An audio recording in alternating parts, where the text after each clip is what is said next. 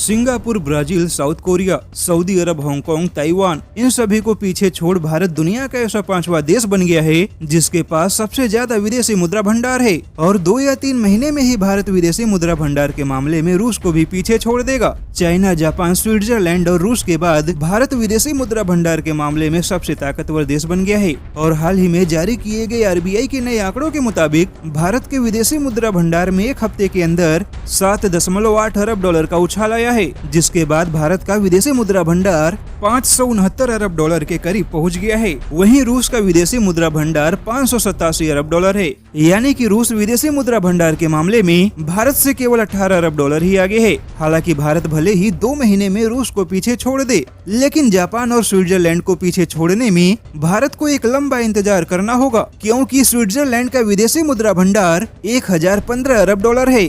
वहीं जापान का विदेशी मुद्रा भंडार 1390 अरब डॉलर है। वैसे मजेदार बात यह है कि जब से भारत ने चीनी सामानों का बहिष्कार शुरू किया है, तब से भारत के विदेशी मुद्रा भंडार में तेजी से इजाफा हो रहा है। ऐसे में आज उन लोगों की जुबान बंद हो चुकी है जो यह कहते थे कि चीन के बहिष्कार से भारत को ही नुकसान होगा, जबकि हकीकत यह है कि आज चीन चारों तरफ से घिरा हुआ है और अपनी अर्थव्यवस्था को लेकर चिंतित भी है। और चीन को इस बात की भी चिंता सताने लगी है कि भारत का विदेशी मुद्रा भंडार जितना मजबूत होगा, भारत उतना ही चीन के लिए चुनौतियां खड़ी करेगा और भारत के कर्ज देने की क्षमता में भी इजाफा होगा, जिससे कि भारत उन देशों को कर्ज देकर अपनी ओर खींचने की कोशिश करेगा जिन्हें फिलहाल चीन ने कर्ज देकर अपने जाल में फंसा के रखा है। अब ऐसे में देखा जाए तो चीन का बहिष्कार करके भारत को केवल फायदा ही हुआ है और इसके अलावा किए गए सारे दावे गलत साबित हो रहे हैं।